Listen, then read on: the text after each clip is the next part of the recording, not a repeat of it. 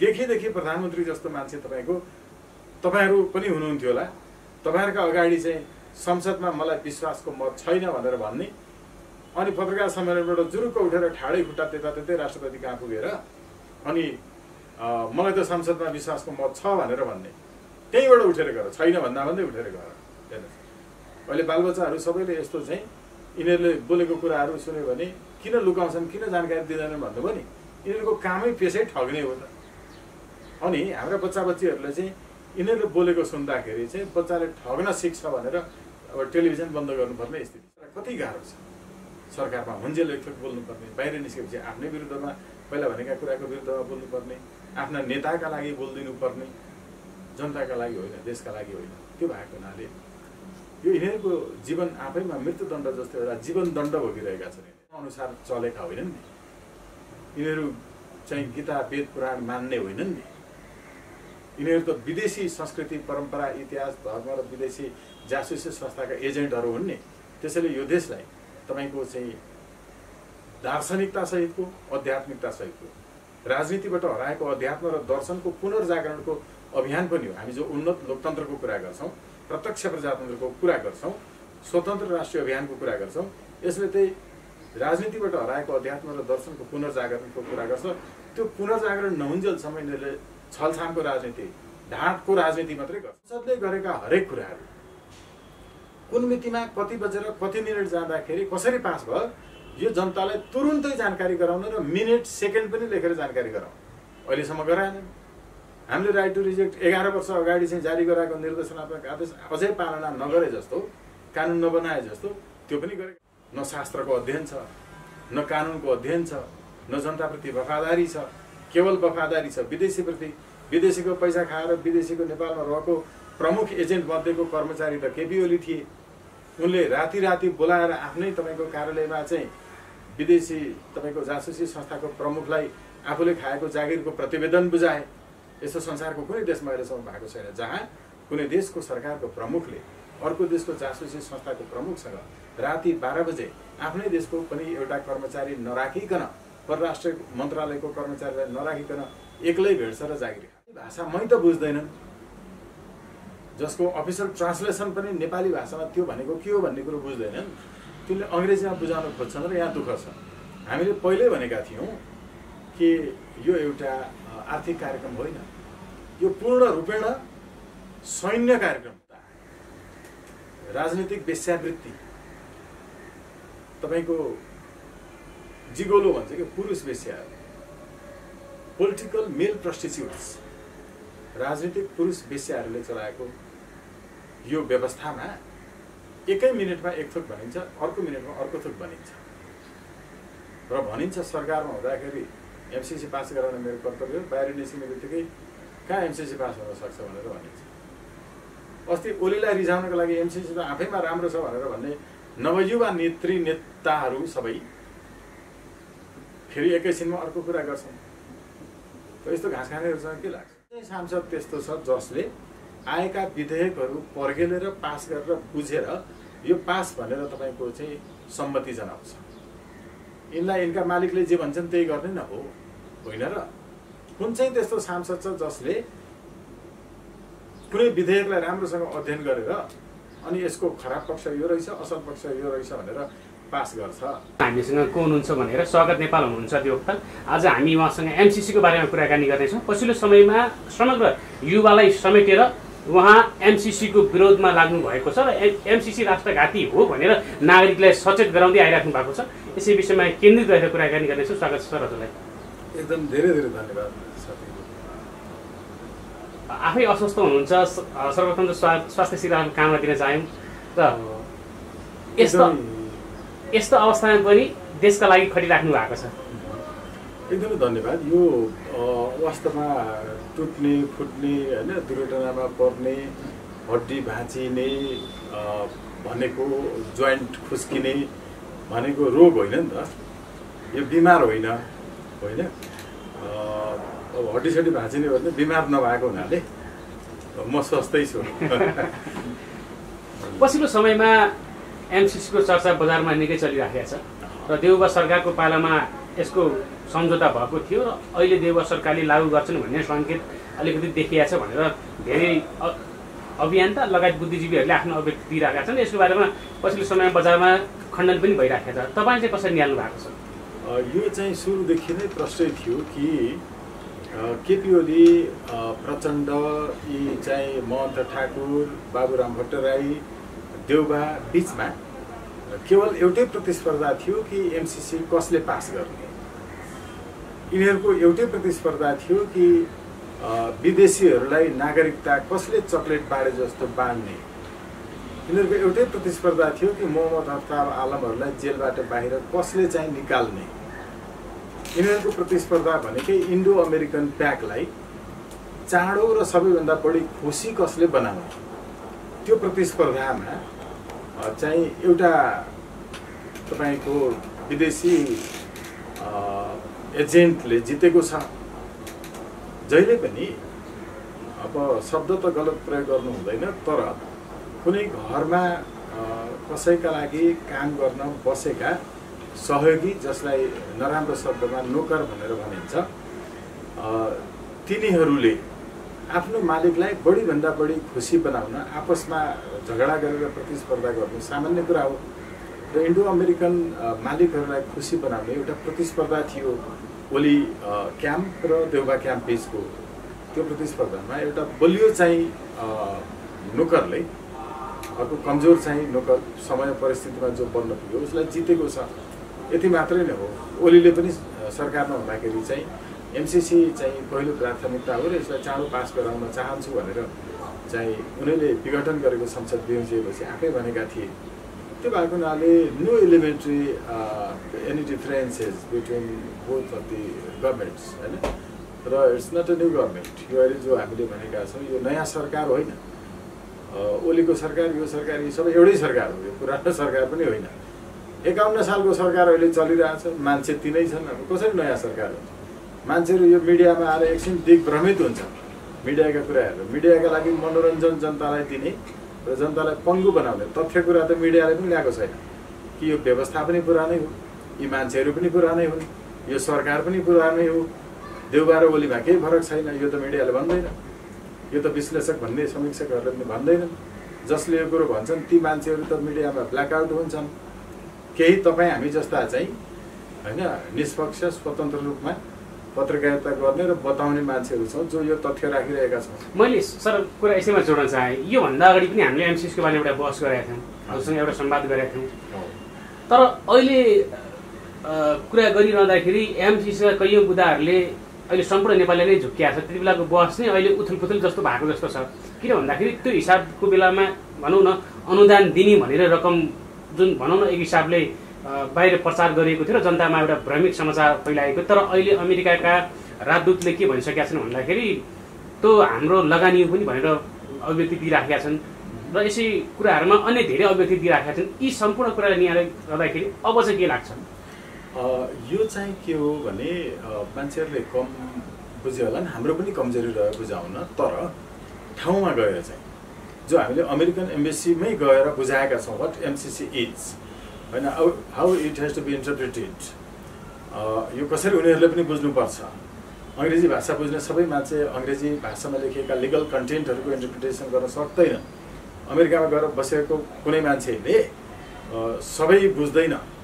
नेपाली भाषा नै बोल्ने, नेपाली भाषा जान्ने, लेख्ने, नेपालमै पढेका पिएचडी, नेपालीकै पिएचडीले पनि कानुनमा भएको समाहवान, इतलानामा, तायदाती, दायदाती यी कुराहरू बुझ्दैन। हेर्नुहोस् है, कतिपय तपाईँको चाहिँ अब हामी कहाँ आएका शब्दहरू चाहिँ तपाईँको आयातित शब्दहरू होलान् होइन, अनि कतिपय शब्दहरू तद्भव होलान्, कोही तत्सम होलान् संस्कृतको जस्ताको जस्तै, जो नेपाली बनिसके। 1910 सालमा पहिलोपटक चाहिँ तपाईँको चाहिँ होइन बेलायतबाट फर्केर आउँदाखेरि कानुनचीहरूलाई लिएर आएर लेखिएका कानुनको अहिलेसम्म नेपालीमा अभ्यास भयो, त्यो नेपाली भयो। भनेको नेपाली भाषा मै त बुझ्दैनन्, जसको अफिसियल ट्रान्सलेसन पनि नेपाली भाषामा त्यो भनेको के हो भन्ने कुरो बुझ्दैनन्। त्यसले अङ्ग्रेजीमा बुझाउन खोज्छन् र यहाँ दुःख छ। हामीले पहिल्यै भनेका थियौँ कि यो एउटा आर्थिक कार्यक्रम होइन, यो पूर्ण रूपेण सैन्य कार्यक्रम हो, यो सैन्य रणनीतिक कार्यक्रम हो। र अमेरिकनहरूले जति बेलादेखि नेपाल जस्ता देशहरूमा उनीहरूले प्रयोग गर्ने गरेको सफ्ट इन्फ्लुएन्सको प्रोग्रामहरू जो थियो, जहाँ मानवाधिकारको क्षेत्र मार्फत, शिक्षाको क्षेत्र मार्फत, जहाँ स्वास्थ्यको क्षेत्र मार्फत उनीहरूले चाहिँ सहयोग गर्ने कार्यक्रमहरू चलाइआएका थिए र ती कार्यक्रमहरू मार्फत नेपालमा जस्ता अरू देशहरूमा सैन्य हस्तक्षेप गर्न उनीहरूलाई चाहिँ कार्यादेश म्यान्डेट भन्छ इङ्ग्लिसमा मिलेन। यही प्रयोजनले पहिला चाहिँ कार्यरत केही संस्थाहरू थिए, जस्तो तपाईँको चाहिँ अब युएसएडहरू थिए हैन, त्यसै गरिकन तपाईँको चाहिँ अब एसिया फाउन्डेसन जस्ता संस्थाहरू थिए। तर उनीहरूलाई अहिले एमसिसीले नेपालको संसदबाटै पास भएर अनि सैन्य र रणनीतिक, सामरिक, राजनैतिक क्षेत्रमा हात हाल्ने गरिकनको काम गर्ने त्यति बेला म्यान्डेट नभएको हुनाले त्यो म्यान्डेट सहित काम गर्नलाई यिनीहरूले चाहिँ पहिलाको यस अगाडिको चाहिँ तपाईँको एसिया पेसिफिक भन्नेलाई नै तपाईँको चाहिँ इन्डो पेसिफिक बनाएर आए हेर्नुहोस् है। र इन्डियालाई यसको केन्द्रमा राखेर अनि नेपाल जस्ता देशहरूलाई चाहिँ क्वाड भन्ने एउटा चाहिँ सैन्य सङ्गठन छ। त्यो क्वाड भन्ने सैन्य सङ्गठनमा चाहिँ इन्डिया त्यसको सदस्य छ, जापान त्यसको सदस्य छ, अमेरिका त्यसको सदस्य छँदैछ, फाउन्डरै ऊ हो। त्यो क्वाड सैन्य सङ्गठनभित्र नेपालको सैनिकलाई मर्ज गर्ने गरिकन यो प्रोग्राम आएको छ। हामीले यो सबैभन्दा सुरुमा प्रष्टसँग भनेका थियौँ, यो एउटा आर्थिक कार्यक्रम हुँदै होइन, यो सैन्य रणनीतिक कार्यक्रम हो। कति बुझाउन पर्छ तपाईँको यत्तिकै भनिएको हो कि मैले हजुर कुराहरू यसैमा जोड्न चाहेँ। एकजना सांसदले संसद भवनमा के भनेको छ भन्दाखेरि जति बुदा पनि बाहिर ल्याएका छन् यी केही बुदाहरू मात्रै हुन्, तर अझ योभन्दा जटिल र अझ योभन्दा राष्ट्रघाती बुदाहरू बाहिर ल्याउन बाँकी छ र नेपाल सरकारले बाहिर ल्याइयोस्, जनताका सामु संसदमा पेश गरियोस् भने ती कस्ता बुदा हुन सक्छन् सर? अब उहाँले भन्नुभएको त्यो बुदा होइन होइन, खासमा सम्झौता हो। सम्झौता उहाँले भन्नुभएको खासमा संसदमा जो छ यति समयदेखि उनीहरू जान्दैनन्। 2074 को तपाईँको चाहिँ अङ्क 68 मा राजपत्र सूचना प्रकाशित गरेर अहिलेको यो एमसिसीका लागि सबै काम गर्न तपाईँको चाहिँ मिलेनियम च्यालेन्ज अकाउन्ट विकास समिति चाहिँ नेपालमा वैधानिक बनाइयो र त्यसले अहिले चाहिँ तपाईँको खर्च गरिरहेको छ, जग्गाहरू अधिग्रहण गरिरहेको छ। यो अरू सम्झौताहरू जुन छन् यी सम्झौताहरूको बारेमा नेपालमा कुन चाहिँ सांसद त्यस्तो छ जसले आएका विधेयकहरू पर्खेलेर पास गरेर बुझेर यो पास भनेर तपाईँको चाहिँ सम्मति जनाउँछ? यिनलाई यिनका मालिकले जे भन्छन् त्यही गर्ने न हो, होइन र? कुन चाहिँ त्यस्तो सांसद छ जसले कुनै विधेयकलाई राम्रोसँग अध्ययन गरेर अनि यसको खराब पक्ष यो रहेछ, असल पक्ष यो रहेछ भनेर पास गर्छ? जो जागिर खान गएको छ, जागिर खानेहरूले तपाईँको पेटी जागिरीका रूपमा राखेका छन्, यस्ता मान्छेहरूबाट यही हुन्छ। यो विरोध होइन है, किनभने हामीले चाहिँ तुलनात्मक अध्ययन गर्ने होइन, तपाईँको चाहिँ सत्य पर्गेल्ने गरिकन सांसद लगायतका व्यक्तिहरूलाई पनि थाहा छैन ती कतिपय बुदाहरू भने नागरिकलाई कसरी थाहा हुन्छ? बाहिर कसरी आउँछ ती कुराहरू? त्यस्ता राष्ट्रघाती सम्झौताको कुरा हो। अब हो यो चाहिँ के हुन्छ भने डेमोक्रेटिक कन्ट्रीमा चाहिँ स्टेटले मिडिया चलाउनु हुन्न भनिन्छ। हेर्नुहोस् है, सरकारले गोर्खापत्र चलाउँछ, रेडियो चलाउँछ, टेलिभिजन चलाउँछ, राइजिङ नेपाल चलाउँछ, राष्ट्रिय समाचार समिति चलाउँछ। हो, यी सञ्चार माध्यमहरू चाहिँ सरकारले किन चलाउँछ? एउटै कारणले चलाउँछ कि उसले यी जे कामहरू गर्छ यो कामहरू चाहिँ तपाईँको यी सञ्चार माध्यमहरू मार्फत जनतालाई थाहा दिनुपर्छ। संसदबाट के कानुन पास भयो भन्ने कुरो तपाईँ र मलाई थाहा छैन भने मलाई मान्छे मारेको चाहिँ यति 20 वर्ष सजाय हुँदो रहेछ श्रीमान, मलाई त थाहै थिएन कानुन, त्यही भएर मारे माफी पाऊँ भन्न पाइन्छ? पाइँदैन। Because the ignorance of law is not एक्सक्युज्ड।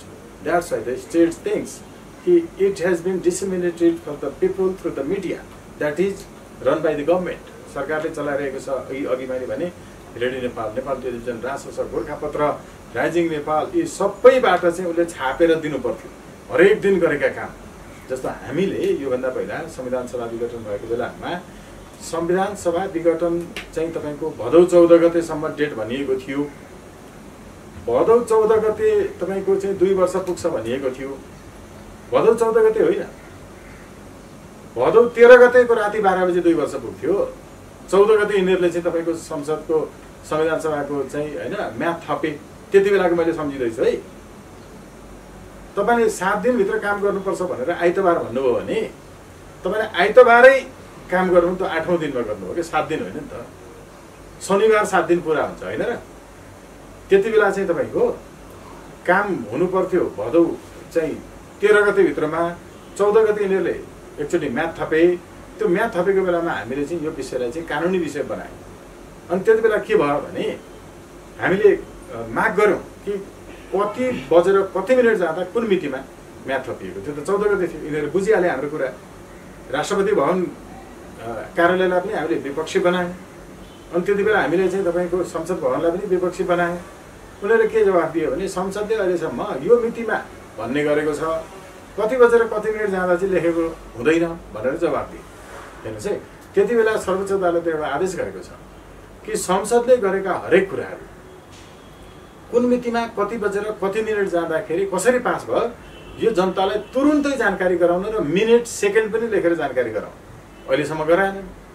हामीले राइट टु रिजेक्ट 11 वर्ष अगाडि चाहिँ जारी गराएको निर्देशनात्मक आदेश अझै पालना नगरे जस्तो, कानुन नबनाए जस्तो त्यो पनि गरेका छन्। मैले जोड्न खोजेको के भने संसदबाट भएका कानुनहरू, सम्झौताहरू इत्यादि सरकारले गरेका कामहरू चाहिँ सरकारले मिडिया चलाउनुको अर्थ मिडिया मार्फत जनतालाई जानकारी दिने हो। यिनीहरूले जानकारी दिएनन्। यो निरङ्कुश शासन व्यवस्थामा हुन्छ। In the name of democracy होइन, इट्स ओलिगार्की। यो समस्याहरू बाहिर नल्याउन कारण चाहिँ के हो? यी सम्झौताहरू बाहिर नल्याउन कारण चाहिँ के हो? यो चाहिँ के भने मनमा हरि नभएको, धर्म कर्ममा विश्वास नभएका पापिष्ठहरूले चलाउने शासनमा यस्तो हुन्छ। हाम्रो गीताले के भन्छ भने मन्त्री गुप्त परिभाषणले, मन्त्रीले गोप्य कुराहरू सार्वजनिक गर्नुपर्छ, जानकारी गर्नुपर्छ, जनतालाई सम्भाषण गर्नुपर्छ, जनतालाई थाहा दिनुपर्छ। न शास्त्रको अध्ययन छ, न कानुनको अध्ययन छ, न जनताप्रति वफादारी छ। केवल वफादारी छ विदेशीप्रति। विदेशीको पैसा खाएर विदेशीको नेपालमा रहेको प्रमुख एजेन्ट मध्येको कर्मचारी त केपी ओली थिए। उनले राति राति बोलाएर आफ्नै तपाईँको कार्यालयमा चाहिँ विदेशी तपाईँको जासुसी संस्थाको प्रमुखलाई आफूले खाएको जागिरको प्रतिवेदन बुझाए। यस्तो संसारको कुनै देशमा अहिलेसम्म भएको छैन जहाँ कुनै देशको सरकारको प्रमुखले अर्को देशको जासुसी संस्थाको प्रमुखसँग राति 12 बजे आफ्नै देशको पनि एउटा कर्मचारी नराखिकन, परराष्ट्र मन्त्रालयको कर्मचारीलाई नराखिकन एक्लै भेट्छ र जागिर खान्छ। यो पहिलोपटक भयो। त्यसैले अघि भन्नुभएको हुन्छ कि किन जनतालाई थाहा जानकारी दिँदैनन्। पहिलो कुरा यिनीहरू धर्म अनुसार चलेका होइनन् नि। यिनीहरू चाहिँ गीता वेद पुराण मान्ने होइनन् नि। यिनीहरू त विदेशी संस्कृति परम्परा इतिहास धर्म र विदेशी जासुसी संस्थाका एजेन्टहरू हुन् नि। त्यसैले यो देशलाई तपाईँको चाहिँ दार्शनिकता सहितको, आध्यात्मिकता सहितको, राजनीतिबाट हराएको अध्यात्म र दर्शनको पुनर्जागरणको अभियान पनि हो। हामी जो उन्नत लोकतन्त्रको कुरा गर्छौँ, प्रत्यक्ष प्रजातन्त्रको कुरा गर्छौँ, स्वतन्त्र राष्ट्रिय अभियानको कुरा गर्छौँ, यसले चाहिँ राजनीतिबाट हराएको अध्यात्म र दर्शनको पुनर्जागरणको कुरा गर्छ। त्यो पुनर्जागरण नहुन्जेलसम्म यिनीहरूले छलछामको राजनीति, ढाँटको राजनीति मात्रै गर्छन्। देखि प्रधानमन्त्री जस्तो मान्छे तपाईँहरू पनि हुनुहुन्थ्यो होला। तपाईँहरूका अगाडि चाहिँ संसदमा मलाई विश्वासको मत छैन भनेर भन्ने, अनि पत्रकार सम्मेलनबाट जुरुक्क उठेर ठाडै खुट्टा त्यतै राष्ट्रपति कहाँ पुगेर अनि मलाई त संसदमा विश्वासको मत छ भनेर भन्ने, त्यहीँबाट उठेर गएर छैन भन्दा भन्दै उठेर गएर। हेर्नुहोस्, अहिले बालबच्चाहरू सबैले यस्तो चाहिँ यिनीहरूले बोलेको कुराहरू सुन्यो भने किन लुकाउँछन्, किन जानकारी दिँदैनन् भन्नुभयो नि। यिनीहरूको कामै पेसै ठग्ने हो त। अनि हाम्रा बच्चा बच्चीहरूले चाहिँ यिनीहरूले बोलेको सुन्दाखेरि चाहिँ बच्चाले ठग्न सिक्छ भनेर अब टेलिभिजन बन्द गर्नुपर्ने स्थिति छ। अनि यस्ता ढाँट छलहरूबाट गर्नेहरूले जनतालाई जानकारी दिन्छन् त समयमा के कुरा भयो भनेर। अनि त्यो हामीले पत्ता लगाइदिनु पर्ने, हामीले भनिदिनु पर्ने, त्यसको अर्थ हामीले बुझाइदिनु पर्ने, संस्कृत पनि हामीले बुझाइदिनु पर्ने, इङ्ग्लिस पनि हामीले बुझाइदिनु पर्ने। यिनीहरूले त केवल हिन्दी जान्दछन्, अलिअलि नेपाली भाषा पनि बुझ्दैनन्। काम गर्छन् उनीहरूका लागि, अमेरिकनहरूका लागि काम गर्छन्, जानी नजानी दायाँ बायाँ गर्छन्। यो अहिले पिएचडी धारीहरू ठुला कुरा गरिरहेको छ। जस्तै अब यो एमसिसीको बारेमा अहिले सर्वत्र बहस चलेछ। देश तथा विदेशमा रहेका नागरिकहरूले यसका आफ्ना प्रतिक्रिया दिएका छन्। केही व्यक्तिहरू पास गर्नुपर्छ भनेर लागि परेका छन्। एमसिसी मात्र होइन, त्यस्ता त हामीले कति सम्झौता पास गऱ्यौँ भन्ने पनि योभन्दा पूर्व प्रधानमन्त्रीका सल्लाहकारहरू पनि छन्। यी अघिल्लो दिनहरू यिनीहरूलाई चाहिँ के भन्नुहुन्छ? यो के हो भने अब एमसिसी मात्रै होइन, यस्ता त कति गरेका छौँ भनेर भन्दा नि एउटा साह्रै अश्लील चुटकिलाको याद आउँछ कि ए यो पो यस्तो त कति गरेको थियो भनेर।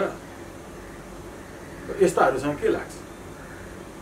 त्यस कारण यो राजनैतिक अश्लीलता, राजनैतिक वेश्यावृत्ति, तपाईँको जिगोलो भन्छ कि पुरुष वेश्या, पोलिटिकल मेल प्रस्टिट्युट्स, राजनीतिक पुरुष वेश्याहरूले चलाएको यो व्यवस्थामा एकै मिनटमा एक थोक भनिन्छ, अर्को मिनटमा अर्को थोक भनिन्छ र भनिन्छ सरकारमा हुँदाखेरि एमसीसी पास गराउन मेरो कर्तव्य हो, बाहिर निस्किने बित्तिकै कहाँ एमसीसी पास हुन सक्छ भनेर भनिन्छ। अस्ति ओलीलाई रिझाउनको लागि एमसीसी त आफैमा राम्रो छ भनेर भन्ने नवयुवा नेत्री नेताहरू सबै फेरि एकैछिनमा अर्को कुरा गर्छन्। यस्तो घाँस खानेहरूसँग के लाग्छ? त्यो भएको हुनाले हामीले यिनीहरूको बाध्यता बुझिदिनुपर्छ कि यिनीहरूका मालिकबाट कति रकम खाएर परिचालित छन् र बिचरा बोल्न सक्दैनन्, मनमा एउटा कुरा भयो पनि। यस्तो जीवन बाँच्न धेरै कठिन हुन्छ, किनभने प्रष्ट वक्ता सुखी भवेत भन्छ कि संस्कृतमा। प्रष्ट बोल्ने मान्छे सुखी हुन्छ जीवनभरि। यिनीहरूलाई कति गाह्रो छ। सरकारमा हुन्जेल एकथोक बोल्नुपर्ने, बाहिर निस्केपछि आफ्नै विरुद्धमा पहिला भनेका कुराको विरुद्धमा बोल्नुपर्ने, आफ्ना नेताका लागि बोलिदिनु पर्ने, जनताका लागि होइन, देशका लागि होइन। त्यो भएको हुनाले यो यिनीहरूको जीवन आफैमा मृत्युदण्ड जस्तो एउटा जीवन दण्ड भोगिरहेका छन्। यिनीहरूले जो मर्न डराउँछन् एकपटक, उनीहरू मरिमरि बाँचिरहेका छन् र यिनीहरू धेरै पटक मर्छन् जीवनमा। त्यसैले यिनीहरू मर्नबाट डराएर कहिल्यै पनि बाँच्नै नथालिकन मर्न पुग्छन्। यिनीहरू जिउमै बनिरहेका छन्। आमाका लागि बोल्न नसक्ने, राष्ट्रभूमिका लागि बोल्न नसक्ने, राष्ट्रियताका लागि बोल्न नसक्ने, जनताका लागि बोल्न नसक्ने। It would be better to be aborted. मैले यसमा जोड्न चाहे, यी समग्र कुराहरू गरिरहँदाखेरि देशका नेताहरूले त पास गर्नुपर्छ भने तर नेपालका केही बुद्धिजीवी भनाउँदाहरूले पनि एमसीसी पास गर्नुपर्छ भनेर किन लागि परेन, किन यी अभिव्यक्ति दिइराखेका छन् देशको लागि माया गर्ने मान्छेहरूले? दुई तिनवटा कुरा छ। यिनीहरूले त्यति धेरै ठुलो कुरो होइन, तपाईँको अपेक्षा पनि धेरै ठुलो, आश पनि धेरै ठुलो, बिक्ता पनि धेरै तपाईँको प्राप्त गर्ने गरिकन बिक्ने पनि यिनीहरूको हैसियत छैन। केवल अमेरिका जाने भिजा पाइँदैन, यति कारणले अमेरिकाको एमसीसीको पक्षमा बोल्छन्। अस्ति भिजा रोकेको थियो नि त होइन सभामुखलाई, अब तिमीलाई भिजा दिन्छौ पास गर्ने कुरामा सहजीकरण गर भनेर भनौँ भने सभामुखले नै पास गर्न तयार हुन्छ। एउटा भिजाको लागि, जम्मा एउटा भिजाको लागि। यिनीहरू के हैसियत छ जीवनमा? एउटा भिजाको लागि देशमा मिल्छ ल, जम्मा एउटा गाडी चढ्न जीवन पुरै राजनीति गरेर अनि भ्रष्टाचार गरेर राजनीति गरिरहेछन्। जम्मा एउटा गाडी चढ्न, एउटा घर बनाउन। यस्तो तपाईँको चाहिँ दरिद्र मान्छेहरूले अनि के गर्छन्? भिजा पाउनका लागि एमसीसीको पक्षमा बोल्छन्। तपाईँलाई थाहा छ, तपाईँकै साथीहरू पनि यति बेला एमसीसीको विरुद्धमा भएको कुनै स्टेटसलाई लाइक कमेन्ट सेयर किन गर्दैन? अमेरिकाको त यहाँ त घर घरमा जासुस छन्। भिजा लिन जाँदाखेरि यो मान्छेको स्टेटस चाहिँ अमेरिकाको एमसीसीको विरुद्धमा थियो भनेर सब रेकर्ड हुन्छ।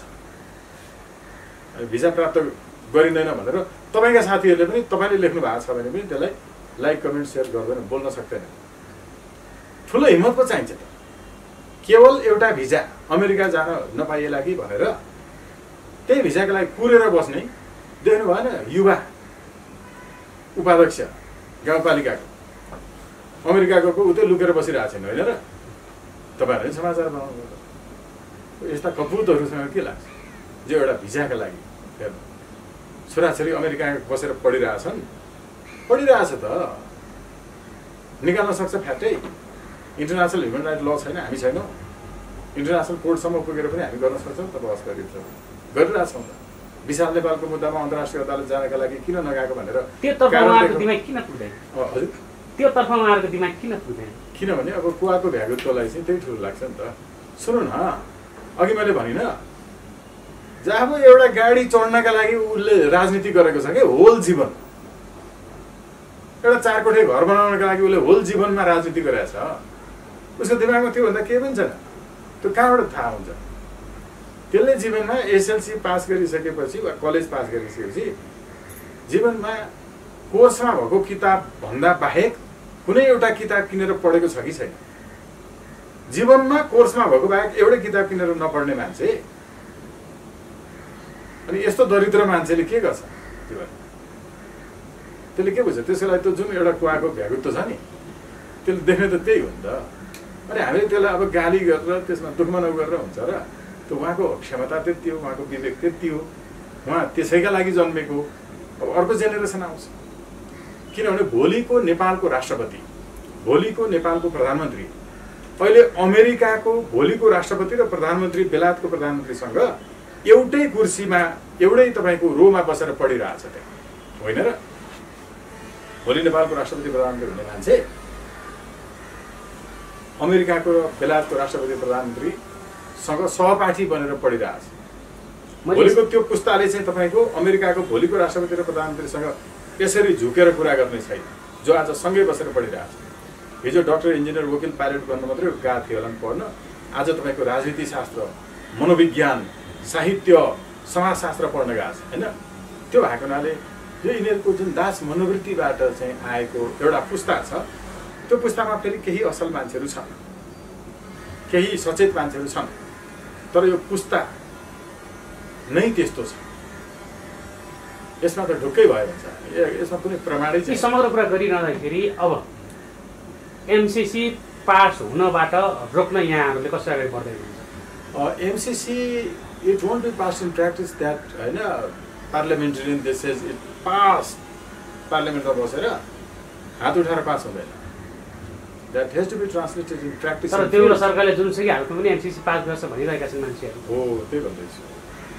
एमसीसी पास भनेको कहाँ पास हुनुपर्छ? फिल्डमा पास हुनुपर्छ। एमसीसी पास भनेको त्यसको निर्माण जहाँ हुन्छ नि प्रोजेक्टहरूको, त्यहाँ पास हुनुपर्छ। तर भवन त बनिसकेका छन् त्यसका ठाउँमा, ती भवनहरू भत्किँदैछन्। सम्भव छ? सम्भव होइन, अब सम्भावै भत्किनेछ। किन उनीहरूलाई त नेपाल प्रहरीले नै सुरक्षा गरेर राख्छ नि त, त्यहाँ यिनीहरू नै व्यवस्थामा छन्, सरकारमा उहाँहरू नै हुनुहुन्छ। त्यो सम्भव छ जस्तो लाग्छ हजुरलाई? के लाग्छ? नेपाल सरकारले र नेपालको प्रहरीले सुरक्षा दिएर त नेपालको सशस्त्र प्रहरीको आइजीलाई पनि राखेका थियो नि त। मर्निङ वाक हिँड्दै गर्दाखेरि बाटोमा कसरी मारिए? सुरक्षा थिएन? तत्कालीन राजालाई सुरक्षा थिएन दरबारभित्र? के का लागि गरियो भन्ने कुरा फरक कुरा हो। तर यो देशमा कोही सुरक्षित छैन, किनकि जब देश सुरक्षित हुने स्थितिमा छैन नि, त्यो हतियार भगवानले, कृष्णको तपाईँको चाहिँ चक्र, रामको धनुबा, विष्णुको गदा, भगवानहरूले बोकेका जो हतियारहरू हुन् नि, यो हतियारहरू डेकोरेसनका लागि बोकेको हो कि प्रहार गर्न बोकेको? मुलुकका विरुद्ध हुने, मातृभूमिका विरुद्ध हुने जति अकर्मण्यताहरू छन्, त्यो अकर्मण्यताको विरुद्धमा तपाईँको चाहिँ अघि भने जस्तो सडकमा ढाले जस्तो ढाल्न त तयार हुन्छन् मान्छेहरू, हुनुपर्छ, हामी छौँ। तर एमसीसीको विरोध गर्नेहरूलाई सुलेमानीको जस्तो हालत गराउँछन् भनेर पनि बजारमा कुरा आइराखेको छ। हो, त्यही सुलेमानीको हालत बनाउँछ कि भनेर डराएर बोल्ने तत्कालीन चाहिँ भ्रष्ट सरकारका चाहिँ एक नम्बर भ्रष्ट गोकुल बाँसपेटा भन्नेले चाहिँ भनेका थिए, होइन? उनले भनेको त्यही हो। त कायरहरूलाई मर्न डर लाग्छ त हामीलाई लाग्दैन नि त। तिमी मैदान छोडेर जाऊ न, आफ्नो ठाउँमा घरमा बसेर काम गर, अरू काम गर। हामी पनि घरकै काम गर्दै गरिरहेछौँ। तिमीलाई कि देश भ्रष्ट लुटेर खान पाउनुपर्ने कि सुलेमानी हुन्छन् भनेर अनि डराएर चाहिँ तिमीले नै भ्रष्टतापूर्वक खाइरहनु पर्ने हो त? देश बनाउन लागेका, देशको समृद्धि चाहने मान्छेले यस्ता कुरा गर्न सक्छ र भने? हो, देशमा समृद्धि चाहने मान्छेले एउटा टेलिफोन कलमा अर्बौंको भ्रष्टाचारको डिलिङ गर्न सक्छ र? देखिएको हो नि त, सुनिएको हो नि त, प्रमाणित छ नि त। अख्तियार दुरुपयोग अनुसन्धान आयोग 2058 को दफा 2 को परिभाषाको खण्ड घले उहाँले जे डिल गर्नुभयो टेलिफोनमा त्यो भ्रष्टाचार हो भनेको छ। हेर्नुहोस्, डिल गर्ने, अङ्क उल्लेख गरेर रकमको हुन नमिल्ने काम गर्नका लागि गरिरहेको मोलाइजा, यो भ्रष्टाचार हो भनेको छ। उहाँले त पूर्ण रूपमा भ्रष्टाचार थियो नि त। तर तपाईँ हामी बोलिरह्यौँ, उहाँलाई पक्राउ गरिएन, उहाँको हातमा हतकडी परेन। किन थाहा छ? संसारको त्यस्तो देश जहाँ सांसदहरू मन्त्री हुने व्यवस्था हुन्छ, त्यहाँ पदमा रहेको मान्छे कहिले पनि हातमा हतकडी लगाएको तपाईँले देख्नुहुन्छ। किनभने सांसद आफै मन्त्री बनेर, गृहमन्त्री बनेर पुलिसलाई परिचालन गर्छ र तपाईँले एउटा जाहेरी दरखास्त दर्ता गर्नु पर्यो भने अस्ति उर्लाबारीमा दाजुको हत्याका सवालमा जाहेरी दरखास्त बुझ्न नमान्दाखेरि आन्दोलन गर्नुपर्ने सदीक्षा वास्तला जस्तो गर्नुपर्छ। उता बर्दिवासमा तपाईँको बलात्कारपछि हत्या भएको विषयमा जाहेरी दरखास्त नबुझेपछि गोली लागेर हाम्रो न्यौपानेजी मारिएपछि मात्रै जाहेरी दरखास्त दर्ता भयो। यस्तो हुन्छ जुन देशमा सांसदहरू नै मन्त्री हुन्छन्, प्रधानमन्त्री हुन्छन् र प्रहरीको सरुवाबाट इत्यादि सबै गर्छन्, त्यहाँ जाहेरी दरखास्त पनि दर्ता भयो। तर यस्तो अर्को देशमा भएको भयो नि, बाँसकोटा जस्तो हातमा हतियार लगाएर उता कसैले लाँदै गरेको तपाईँले त्यो भिजुअल खिचेर समाचार बनाउनु पाउनुहुने थियो। यो किनभने संसदीय व्यवस्थाको अन्त्य नहुन्जेलसम्म यस्तो भइरहन्छ। जहाँ सांसदहरू मन्त्री प्रधानमन्त्री हुने व्यवस्था हुन्छ यस्तो भइ नै रहन्छ। यसमा कुनै मैले धेरै चिच्याउनु, यो समाचार बनाउनु, इन्टरभ्यू गर्नु, यसको कुनै अर्थ छैन। हामी चिस्टमा जानुपर्छ। तर यी समग्र कुरा गरिरहँदाखेरि एमसिसीको बारेमा प्रत्येक नागरिकलाई थाहा छ, प्रत्येक बच्चाले थाहा पाइसकेका छन्। यी थाहा पाइरहँदाखेरि उहाँहरू सडकमा किन आउनुहुन्न? यस्तो छ, जनतालाई भ्रममा पारिएको छ। अझै पनि भनिरहेका छन् केही अगाडि डा लेखेकाहरूले। त्यसको अर्थ के हुन्छ मलाई थाहा छैन। उनीहरूले चाहिँ अमेरिकादेखि लिएर नेपालसँग बसेर एमसिसीको रकममा चाहिँ तपाईँको खेलेर खाएर यसलाई चाहिँ दिग्भ्रमित गरिरहनु भएको छ। म एउटा कुरा बताउँ तपाईँलाई कि यो 6.8 जुन छ होइन, जसले चाहिँ तपाईँको कुनै पनि अकर्मण्यताको सन्दर्भमा चाहिँ नेपालको अदालतमा र न्यायाधिकरणमा मुद्दा चल्ने छैन भनेको विषय कहाँ त्यस्तो हुनु होइन। यो हुँदै हुँदैन। यिनीहरूले हावादारी कुरा गरे। जो मान्छे न कानुन बनाउने मान्छे हो, न कानुन पढेको मान्छे हो, न कानुन पढाउने मान्छे हो। कानुन बनाउनेसम्म भए पनि, अब नपढेकै भए पनि सांसद हो भने कानुन बनाउने मान्छे हो भनेर बुझ्नु। हामी जब अमेरिकन एम्बेसीमा गएर त्यहाँ प्रवेश गरेर होइन, तपाईँ पनि हुनुहुन्थ्यो त्यो दिन होइन, साथीहरू हुनुहुन्थ्यो, हामीले त्यहाँ गएर चाहिँ 45 मिनट कुराकानी गरेपछि ल तपाईँको कम्प्लेन केमा हो हामीसँग कुराकानी भयो। हामीले 6.8 लाई सबभन्दा महत्त्वपूर्ण रूपमा उठायौँ कि नेपालमा जुनसुकै अकर्मण्यता गर्दा पनि अमेरिकी सरकारको कुनै पनि कर्मचारी वा एमसिसीको कर्मचारी वा पूर्व कर्मचारीलाई मुद्दा लाग्दैन। अनि के भने केही चाहिँ तपाईँको यो चाहिँ नेपालका एमसिसी पक्षधरहरूले भन्ने गरेकै कुरा उनीहरूले पनि भने पढाइएको रहेछ। दिस कम्प्याक्ट भन्ने कुरो त त्यही 6.8 मै लेखा छ नि। यो एमसिसी कार्यान्वयन गर्न व्यवधान भएका कुनै कुरा रहेछन् भने यो कार्यान्वयन गर्ने सवालमा उठेका विषयमा पो मुद्दा नलाग्ने भनेको त भनेर भन्यो। हेर्नुहोस् है, जो अहिले अरू केही उपबुजुर्गहरूले भनिरहेछ, हामीले उनीहरूलाई भन्यौँ कि यो कानुनमा भएको जो संसदबाट पास भएपछि नेपाल कानुन पनि लागू नभएर त्यो लागू हुन्छ। यसको व्याख्या कसरी गर्ने भन्दा मैले भने जसरी होइन, न तिमीले भने जसरी हो। It's equally applicable all over the world that the verdict of the court in any case will be guided by the Legal Interpretation Act. यो संसारका सबै देशहरूमा छ। नेपालमा नि संसदीय निर्वाचन 2015 सालमा भयो, तर संसदीय निर्वाचन हुनुभन्दा 5 वर्ष अगाडि, आजभन्दा 68 वर्ष अगाडि कानुनको व्याख्या कसरी गर्ने भने विश्वभरि त्यो अभ्यास भएको हुनाले नेपालमा त 8 सालमा तपाईँको चाहिँ प्रधान न्यायालय बन्यो, 13 सालमा सर्वोच्च अदालत भयो। त्यति बेला अरू संसदै थिएन र पनि अदालत थियो कि अदालतले गरेको व्याख्या वास्तवमा स्वाधीन छ कि छैन न्यायपालिका भनेर हेर्नलाई त्यो देशमा कानुन व्याख्या सम्बन्धी ऐन छ कि छैन भनेर हेरिन्छ। कुनै देशमा भ्रष्टाचार चाहिँ बढी छ कि छैन भनेर ट्रान्सपेरेन्सी इन्टरनेसनलले निकाल्छ नि। अस्ति केपी ओलीको पालामा संसारको सबभन्दा भ्रष्ट केपी ओली भन्यो, जसले भ्रष्टाचार गर्नेलाई आफै न्यायाधीश बनेर भ्रष्टाचार गरेको छैन भनेर भाषण गर्दै हिँड्यो। हो, अनुहार हेर्न चाहन्न भनेको चाहिँ उहाँले चाहिँ होइन भ्रष्टाचारीलाई प्रवेश निषेध लेख्ने अनि पहिला आफै पस्ने, अरूले प्रवेशै नपाउने भने हो कि त्यो गरिदिने। अब अघि म भन्न आएको कुरा भन्छु है, जसरी भ्रष्टाचारको सवालमा जुन देशमा चाहिँ तपाईँको सार्वजनिक खरिद ऐन छ त्यो देशमा भ्रष्टाचार चाहिँ कम छ भनेर त्यो प्यारामिटर हो। जुन देशमा अख्तियार दुरुपयोग अनुसन्धान आयोग संवैधानिक रूपमा छ, अम्बुड्सम्यान, त्यहाँ भ्रष्टाचार चाहिँ कम छ, विधिको शासन छ भन्ने मानिन्छ। ट्रान्सपेरेन्सी इन्टरनेसनलले यही हेर्ने हो। त्यस्तै कानुन व्याख्या सम्बन्धी ऐन पनि हुन्छ जसले न्यायालयले स्वाधीन ढङ्गले व्याख्या गर्छ कि गर्दैन कानुनको। प्रधान न्यायाधीशले भनेर, अर्को प्रधानमन्त्रीले भनेर, राष्ट्रपतिले भनेर होइन, कानुनको व्याख्या सम्बन्धी ऐनले भने बमोजिम व्याख्या गर्ने हो। त्यो व्याख्या अनुसार तिम्रो देशमा पनि छ। यो अराइजिङ आउट अफ दिस कम्प्याक्ट भन्ने कुरा चाहिँ के हो भने एमसिसीको कार्यालयमा कुनै चेलीहरू गए, एमसिसी गलत छ, यसले गलत काम गर्यो, यहाँ चाहिँ तपाईँको अर्को खालको निर्माण गरेर हाम्रो चाहिँ यहाँ स्रोत साधन खत्तम गर्यो भनेर कम्प्लेन गर्न गयो भने उनीहरूले समातेर नियन्त्रणमा लिएर भित्र लगेर बलात्कार गरे भने पनि हो त्यो विषय चाहिँ यो एमसिसी कार्यान्वयन गर्ने सम्बन्धमा व्यवधान भएकोले हामीले नियन्त्रणमा लिएर चाहिँ केही सोधपुछ पो गरेको त। नेपालको कानुन उल्लङ्घन गर्ने गरिकन हामीले चाहिँ होइन बलात्कार गरेको होइन, यो त अराइजिङ आउट अफ दिस कम्प्याक्ट हो भनेर भन्यो भने त्यो हो कि होइन भनेर कसले निर्कल निकाल्छ? अदालतले निकाल्छ। तर तपाईँ पहिले अदालत जानै दिनुहुन्न। अनि यो अराइजिङ आउट अफ दिस कम्प्याक्ट हो कि यो चाहिँ वास्तवमा क्रिमिनल एक्टिभिटिज हो भन्ने कुरोको व्याख्या हुन पाउँदैन नि त। हो किन भन्नुहोस् त भनेर भनेपछि अनि अमेरिकनहरूले अब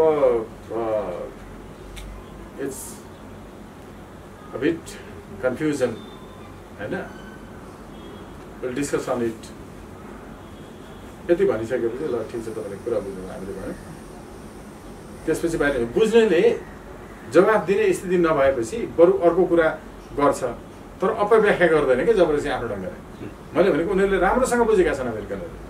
हामीले त्यहाँ गएर 45 मिनट बुझाउँदाखेरि किन इन्डियाको कन्सेप्ट लिन पर्ने किन? योसँग उनीहरूसँग के पनि जवाफ दिने यो बारे हेर्नुहोस् है।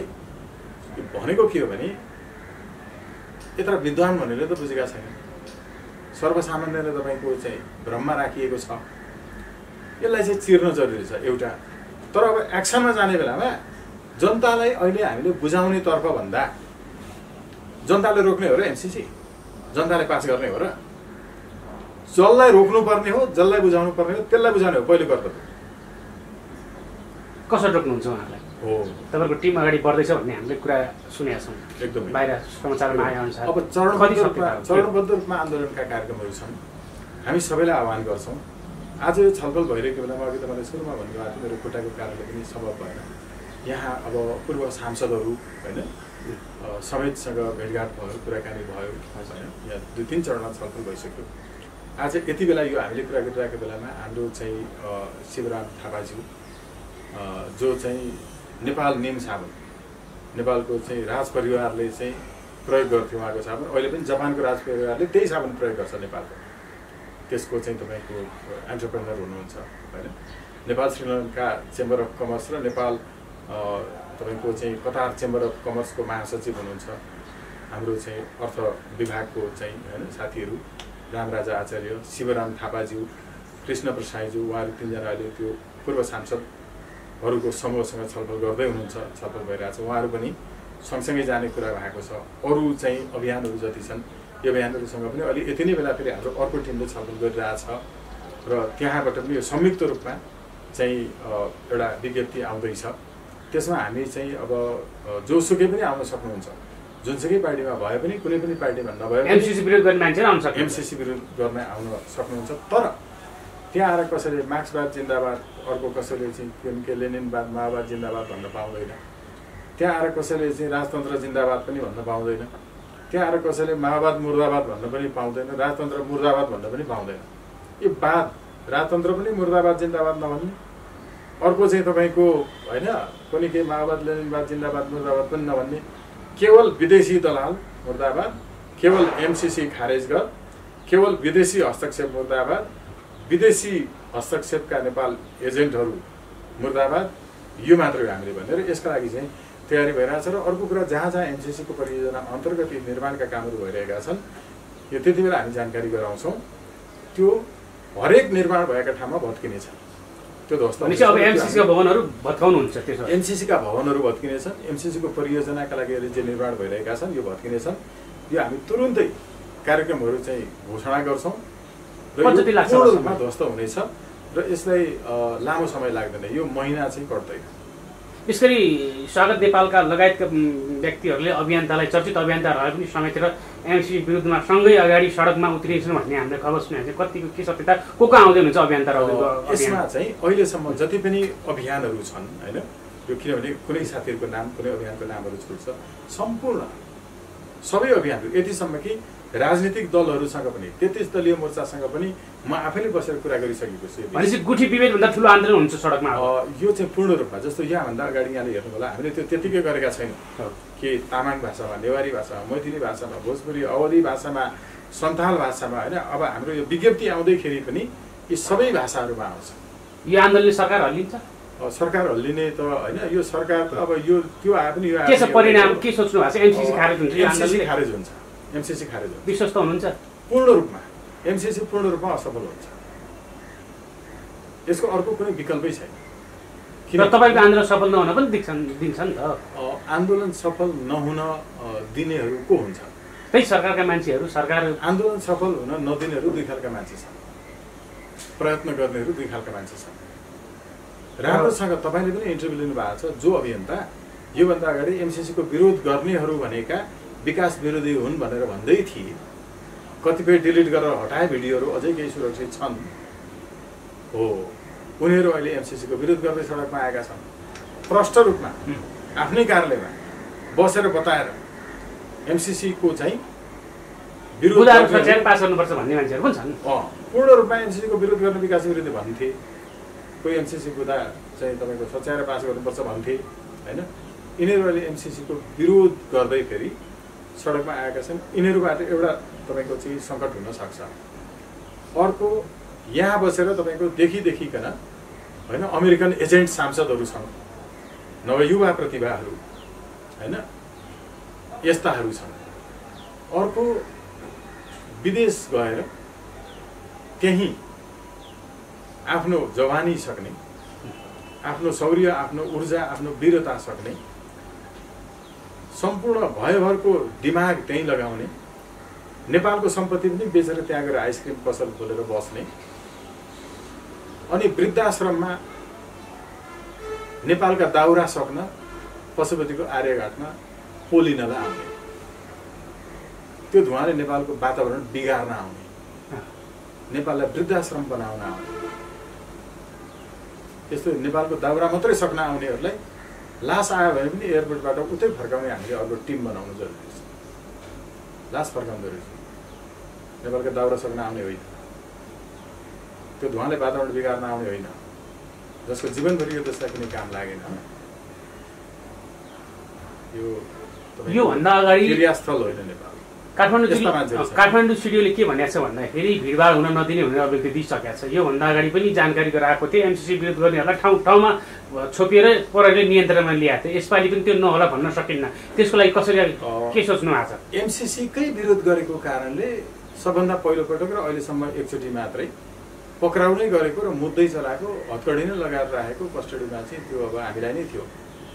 एमसीसीको नै विरोध गरेको कारणले अहिलेसम्म कसैलाई पक्राउ गरेका थिएन, मुद्दा लगाएको थिएन।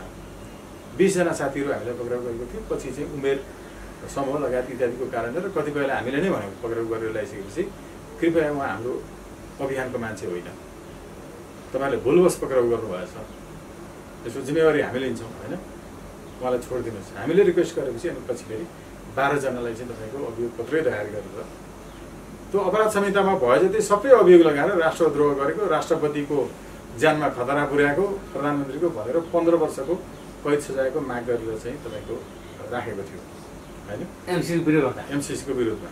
र एमसीसीकै विरोध भनेर अरू केसमा पक्राउ गरेर छैन अहिलेसम्म। तर यसले के देखाएको छ भने हामीले त्यति बेला गरेको चाहिँ केही अब मिनिङफुल प्रोग्रामहरू थियो होला होइन, हामीले गरेका कुराहरूले नि त्यो मान्छेले कसैले अब सामान्य हिसाबले लिएला। डोनाल्ड ट्रम्पलाई शान्ति पुरस्कार दिन खोज्दा, विश्व शान्ति नोबल प्राइज दिन खोज्दा हामीले नोबल प्राइज अब डोनाल्ड ट्रम्प, यो त बडा विरोधाभासपूर्ण कुरा हो होइन। नेपालको केपी ओलीले आचार संहिताको कुरा सिकायो भने हुन्छ त होइन। एकैछिनमा संसदमा विश्वास छैन भन्ने, एकैछिनमा छ भनेर भन्ने, यसो दुई जिब्री मान्छेले चाहिँ होइन पढानको सिद्धान्तको निष्ठाको कुरा सिकाउनु त हुँदैन नि त। यो विश्व पनि एउटा, हामी त वसुधैव कुटुम्बकम भन्छौँ, एउटा ग्लोबल भिलेजको तपाईँको होइन ग्लोबल सिटिजनको कुरा गरिरहेछौँ। डोनाल्ड ट्रम्पले शान्ति पुरस्कार दिनबाट रोक्नुपर्छ भन्ने हामीले चाहिँ क्याम्पेन चलायौँ। विश्वमै पहिलोपटक थियो नि त्यो हामीले गरेको। र म एकैछिन आउँदैछु ल, सरी, कन्टेन्टमा गयो भने नि, सत्य कुरा बोल्यो भने नेपालमा नपत्याएर के भन्छ हामीले के भन्यो भने विश्व शान्ति पुरस्कार नोबेल प्राइज फाउन्डेसनको विधानको दफा 6 को खण्ड क मा के लेखा छ भने जसले आफूले आफूलाई शान्ति पुरस्कार पाउनुपर्छ मैले भनेर क्लेम गर्छ त्यसलाई शान्ति पुरस्कार दिन मिल्दैन नोबेल शान्ति पुरस्कार। अरूमा चाहिँ मिल्छ फेरि, अर्थशास्त्रमा मिल्छ होइन, तपाईँको चाहिँ अरू फिजिक्सहरू इत्यादिमा मिल्छ, तर शान्ति पुरस्कार आफूले आफूलाई क्लेम गरेर पनि दिन मिल्दैन।